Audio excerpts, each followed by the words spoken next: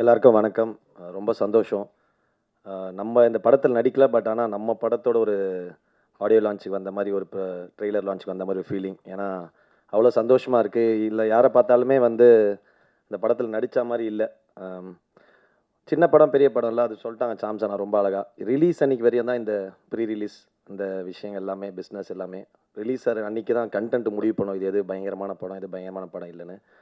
So இது ரொம்ப நல்ல படமா தெரியுது. நான் 2, 3 தடவ பார்க்க சான்ஸ் கிடைச்சு மிஸ் பண்ணிட்டேன். சாரி. நான் சீக்கிரம் பார்த்துறேன் கார்த்தினா. எனக்கு ஏன்னா ரூபன் சார் வந்து எனக்கு ரூபன் சார் ரொம்ப ஃப்ரெண்டு. ஸோ ஒரு நல்ல படம்ன்றது வந்து ரிலீஸ்க்கு முன்னாடி எப்படியாவது ஒரு விதத்தில் இண்டஸ்ட்ரிக்குள்ள எங்கேயாவது ஒரு டாக் வந்துரும். ஏங்க இந்த மாதிரி ஒரு படம் வந்து மேக்கிங்கில் இருக்குங்க. நல்லாயிருக்கும், சூப்பராக இருக்குது, இன்ட்ரெஸ்டிங்காக இருக்குன்னு. அப்படி தான் நான் மெட்ராஸ் மேட்னியை பற்றி கேள்விப்பட்டேன். ஸோ அப்போலேருந்து ரூபன் சார் சொல்லிட்டே இருப்பார் இதை பற்றி. ஸோ வாழ்த்துக்கள். பிரபு சார் ஆல்வேஸ் நான் 2 நாள் முன்னாடி கூட பிரபு சாரை மீட் பண்ணும்போது ரொம்ப சிம்பிளாக ஒரு இடத்துல நின்று நான் சொன்னேன். அவன் கூட ஒரு ஃப்ரெண்டு ஒருத்தர் இருந்தாங்க. அவர் யாருன்னே காமன் ஃப்ரெண்டு தெரியல. அதான் சொன்னேன். எங்க இவர் எவ்வளோ பேர் உருவாக்கினவர் தெரியுமா? இங்கே நிறைய பெரிய படங்கள் பண்ணவர். நிறைய பெரிய பெரிய படங்களை சின்ன சின்ன படங்களை சப்போர்ட் பண்ணி பெரிய படங்களை ப்ரொடக்ஷன் பண்ணணும்னு சொன்னேன். So thank you sir. இந்த மாதிரி ஒரு படத்தை வந்து சப்போர்ட் பண்ணுறது வந்து ரொம்ப சூப்பரான விஷயம். ஏன்னா இன்னைக்கு படம் எழுத ஆரம்பிக்கும் போதே இந்த படம் யார் வாங்குவா, எங்கே பிஸ்னஸ் ஆகும் அப்படின்னு தான் ஃபஸ்ட்டு யோசிக்கிறாங்களே. இந்த கதைக்கு யார் தேவை, யார் நடிக்கணுன்றதை மீறி இதெல்லாம் தான் ஃபஸ்ட் ஆஸ்பெக்டாக வருது. அப்படி இருக்கும்போது கதைக்கு ரொம்ப தேவையான ஏன்னா ஒரு கதைக்கு வந்து முகங்கள், கதாபாத்திரங்கள் ரொம்ப முக்கியம். அதுக்கேற்ற மாதிரி அந்த கதைக்கு என்ன டிமாண்ட் பண்ணுதோ அதை வச்சுக்கிட்டு ஓகே நான் நல்ல என் கதையை நம்புகிறேன், என்னோட கிரியேஷனை நான் நம்புகிறேன் அப்படின்னு சொல்லிட்டு அதுக்காக தயாரிக்க வந்த ப்ரொடக்ஷன் ஹவுஸுக்கு தான் நம்ம ஃபஸ்ட்டு பெரிய வாழ்த்துக்கள் சொன்னோம். ஏன்னா அந்த மாதிரி ஏன்னா இனி எல்லாருமே ஃபஸ்ட்டு டே வந்து எல்லாரும் எவ்வளோ பெரிய டேரக்டர், எவ்வளோ பெரிய ஆக்டர் ஆனாலுமே எல்லாருக்குமே ஃபஸ்ட்டு படம்னு ஒன்று வந்திருக்கும். ஃபஸ்ட்டு வாய்ப்புன்னு ஒன்று வந்திருக்கும். அப்படி இருந்தவங்க தான் எல்லாரும் பெரிய ஆளாக இருப்பாங்க.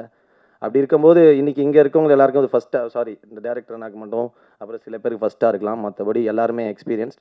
So the movie will decide. அப்புறம் காளியண்ணா உன்னை பற்றி பேசினால சரி நான் கண்டிப்பாக வந்தேன். காளியண்ணா வந்து எங்கள் கலைத்துறை தந்தை. என்னடா ரமேஷ் அப்படிதானே நம்ம பெரியப்பா, எங்கள் பெரியப்பா மாதிரி அவர். அதாவது எங்களுக்கு ஷூட்டிங்கை விட அவர் என்டர்டெயின்மெண்ட் வந்து ஆஃப்டர் ஷூட்டிங் தான். 6 மணிக்கு மேலே பாடுவார், ஆடுவார், மெமிக்ரி பண்ணுவார், அரன் ஏதோ சொல்லுவார், நிறைய பேசுவார். அதாவது ஜபம் பண்ணுவார்.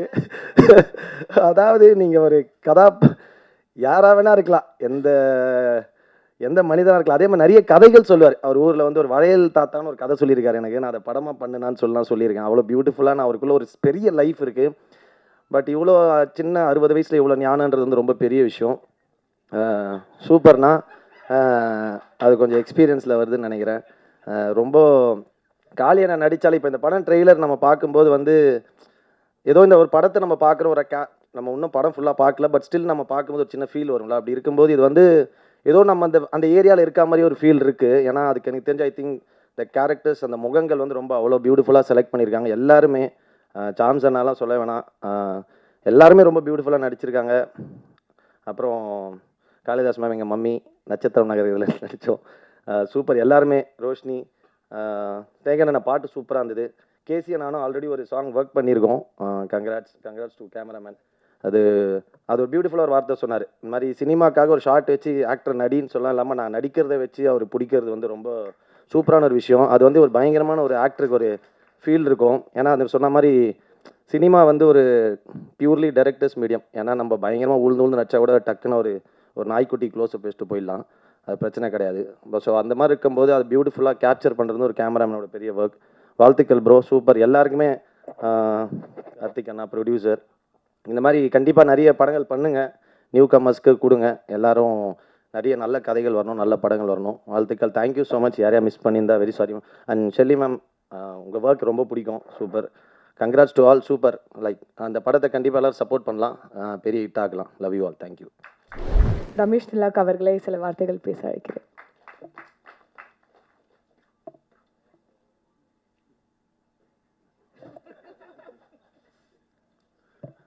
எல்லாருக்கும் வணக்கம்.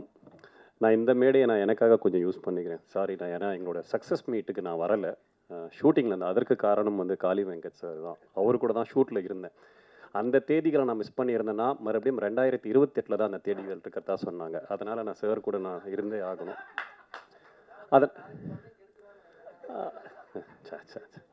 கலை ப்ளீஸ் பிஹேவ். ஸோ எனக்கு நீங்கள் கொடுத்த அந்த சக்ஸஸ் வந்து ஒரு சப்போர்ட் வந்து உண்மையிலேயே என் கெரியரில் நான் ஒரு 14 வருஷமாக சினிமாவில் இருக்கேன். அந்த நீங்கள் எழுதின ஒரு ரிவ்யூவும் எனக்கு வந்து அவ்வளோ டச்சிங்காகவும் ரொம்ப பர்சனலாகவும் எனக்கு ரொம்ப மோட்டிவேட்டிங்காகவும் இருந்தது. நான் இன்னும் தைரியமான வேலைகளை நான் செய்கிறது கரெக்டு தான், நான் போய்கிட்டே இருக்கலான்ற ஒரு தைரியத்தை கொடுத்தது. அதற்கு மிகப்பெரிய நன்றி. 2வது நன்றி வந்து நான் காளி வெங்கட்டுக்கு சொல்லணும். ஏன்னா இந்த மாதிரி அவர் சொன்னார், இந்த மாதிரி மெட்ராஸ் மேட்டினி ஒரு இது வச்சுருக்கோம், ட்ரைலர் லான்ச் வாடா அப்படின்னு. நான் காளிக்கிட்ட சொன்னேன், காளி இந்த மாதிரி நான் ப்ரெஸ் இதுக்கு முன்னாடி மீட் பண்ணல, என் ப்ரெஸ்ஸுக்கே நான் போகல, இதுக்கு போனால் எப்படி இருக்கும், நீ வா நான் உனக்கு ஒரு ஆப்பர்ச்சுனிட்டி கொடுக்குறேன், இதை நீ யூஸ் பண்ணிக்கோ அப்படின்னு இந்த ஸ்டேஜ் எனக்கு கொடுத்தே காளி வெங்கட்டும்.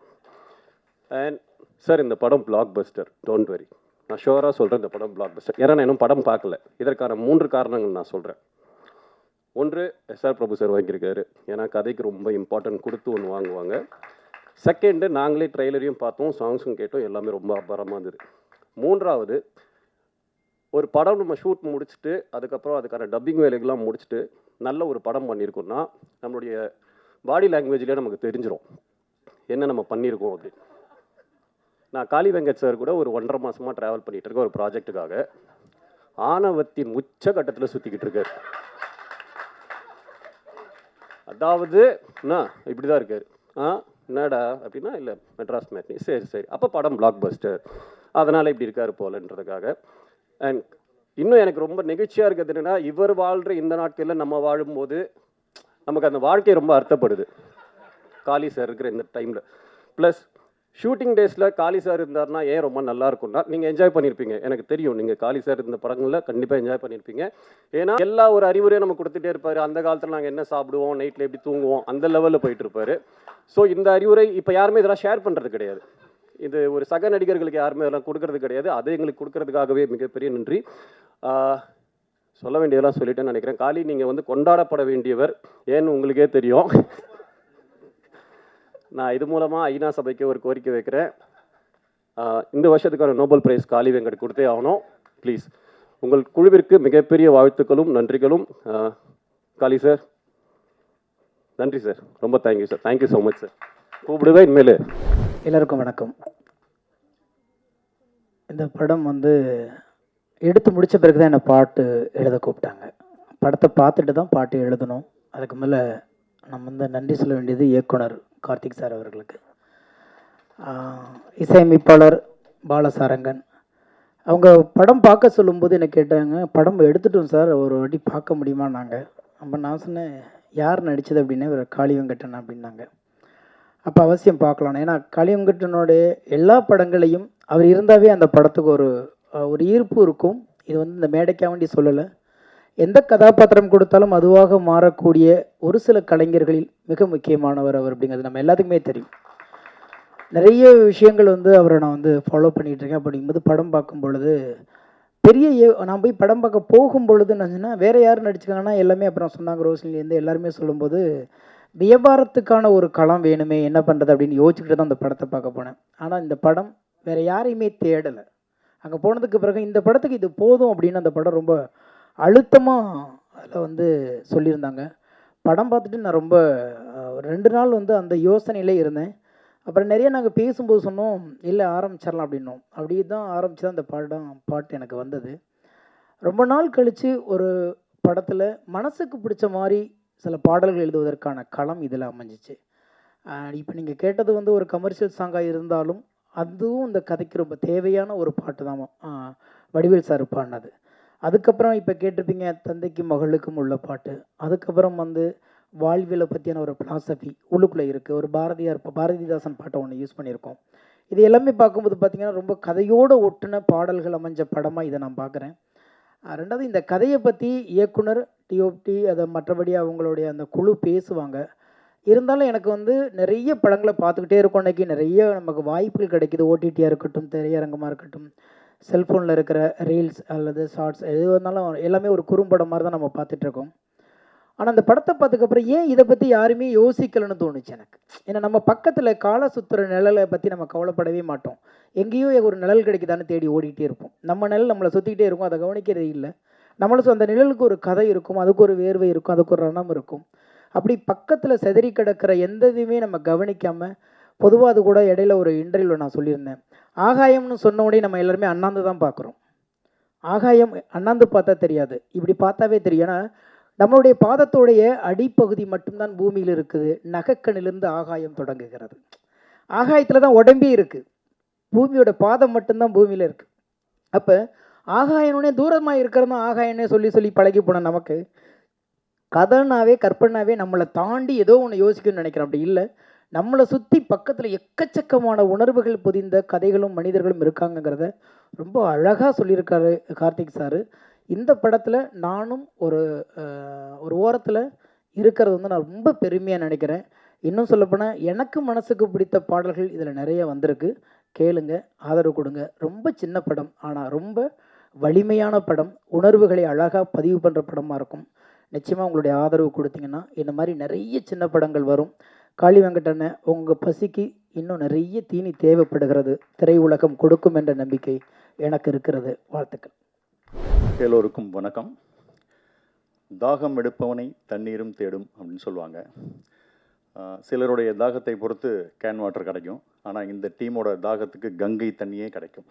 ஸோ அந்த மாதிரி கார்த்திகேயன் சாரும் அவருடைய டீமில் இருக்கக்கூடிய ஆனந்த், சதீஷ், பாலசாரங்கன் எல்லாருக்கும் அப்படி ஒரு பேஷனான ஆட்கள், பேரார்வத்தோட சினிமாவை நேசித்து வேலை செய்யக்கூடியவர்கள், அற்புதமான மனிதர்கள், அருமையான ஒரு டீம். ஸோ அவங்களோட ட்ரீம் ரொம்ப பெருசாக இருக்கனால தான் இன்றைக்கி ட்ரீம் வாரியர் வரைக்கும் வந்து நின்றுருக்காங்க அவங்க. ஸோ அதை சொல்லியே ஆகணும். ஏன்னா இப்போ ஸ்னேகன் சார் சொல்லும்போது சொன்னார் சின்ன படம் சின்ன படம் அப்படின்னா, சின்ன படம் பெரிய படம் அப்படின்னு தீர்மானிக்கிறதெல்லாம் மக்கள், மீடியா தான். ஸோ இன்றைக்கி 300 கோடியில் படம் எடுத்து 302 கோடி வசூல் பார்த்தோம் அப்படின்னு சொல்கிறது பெரிய படம் இல்லை. 15 கோடியில் எடுக்கப்பட்ட 20 கோடியில் எடுக்கப்பட்ட இன்றைக்கி டூரிஸ்ட் ஃபேமிலி, அதுதான் 80 கோடி 100 கோடியை நோக்கி போயிட்டுருக்கு. அதுதான் பெரிய படம். ஸோ மக்களால் கொண்டாடப்படுகிற படம் தான் பெரிய படம் அப்படிங்கிறது என்னுடைய தாழ்மையான கருத்து.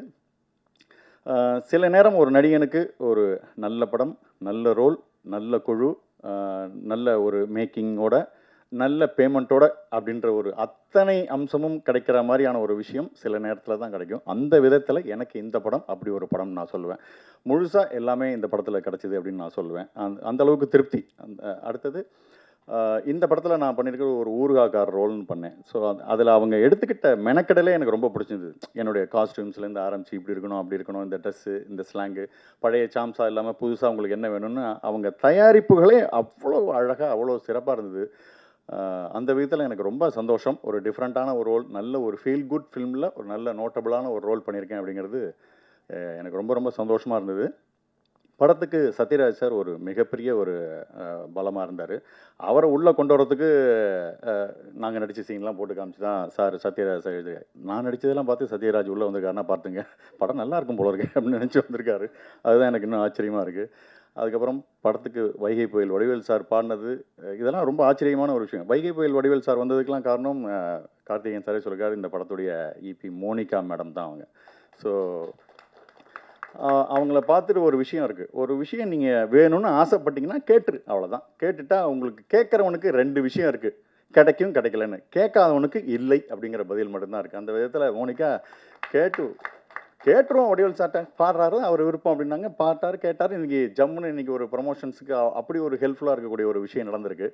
ஸோ இந்த டீம் எவ்வளோ டீசெண்டான டீம் அப்படின்னாக்கா, ஜென்ரலாக ஒரு படம் ஆரம்பிக்கும் போதே சார் இது லோ பட்ஜெட் ஃபிலிம் சார், என்னுடைய பேமெண்ட்டு சப்போஸ் ஃபார் எக்ஸாம்பிள் நான் 1 lakh அப்படின்னு சொல்லி வச்சுங்களேன், இது ரொம்ப லோ பட்ஜெட் சார், சரி நீங்கள் எவ்வளோ சொல்கிறீங்க, ஒரு 15,000 ரூபாய்க்கு பண்ண முடியுமா அப்படின்னு பாதாளத்துலேருந்து அவங்கள திருப்பி தூக்கிட்டு வரா மாதிரி ஆகிடும்.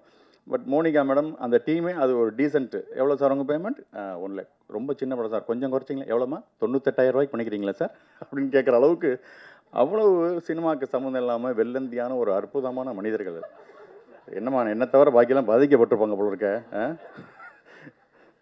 ஓகே, அந்தளவுக்கு ரொம்ப டீசெண்டான அந்த டீமே ரொம்ப டீசெண்ட். ஸோ இன்றைக்கி ட்ரீம் வாரியர் கதவு எப்படி திறந்தா மாதிரியோ இந்த டீம் இதே பேஷனோட இதே மாதிரி வேலை செஞ்சுட்டு போனாங்க. நாளைக்கு வார்னர் பிரதர்ஸே இவங்களுக்காக கதவுகள் திறக்கும் அப்படின்னு நான் நம்புகிறேன். ஸோ நல்ல டீமோட ட்ராவல் பண்ணது எனக்கு ரொம்ப சந்தோஷம். எனக்கு இந்த பாட்டு எனக்கு உண்மையிலுமே ஃபஸ்ட்டு அந்த வடிவேல் சார் பாட்டை தான் நான் கேட்டேன். பட் இதுக்கப்புறம் அந்த கண்ணம்மா பாட்டை கேட்ட கதையும் எனக்கு முழுசாக தெரியாது, ஜென்ரலாக அவுட்லைன் தான் தெரியும். பட் ஆனால் பாட்டை கேட்டோடனே என் கண்ணீர் வந்துருச்சு. அப்படியே அற்புதமான லிரிக், அற்புதமான ஒரு இது. பாலசாரங்கன், இந்த டீம், ஆனந்த், சதீஷ், இவங்களுக்கு எல்லாமே மிகப்பெரிய ஒரு பெரிய சிகப்பு கம்பள வரவேற்பு இந்த படத்துக்கு அப்புறம் இந்த ஃபீல்டில் இருக்குது. இந்த படம் மாபெரும் வெற்றி பெற எனது மனமார்ந்த நல்வாழ்த்துக்கள். நீங்களும் கண்டிப்பாக படம் பாருங்கள். நீங்கள் சப்போர்ட் பண்ணி 4 பேர்ட்ட சொல்கிற அளவுக்கு இந்த படம் கண்டிப்பாக இருக்கும் நான் நம்புகிறேன். தேங்க்யூ.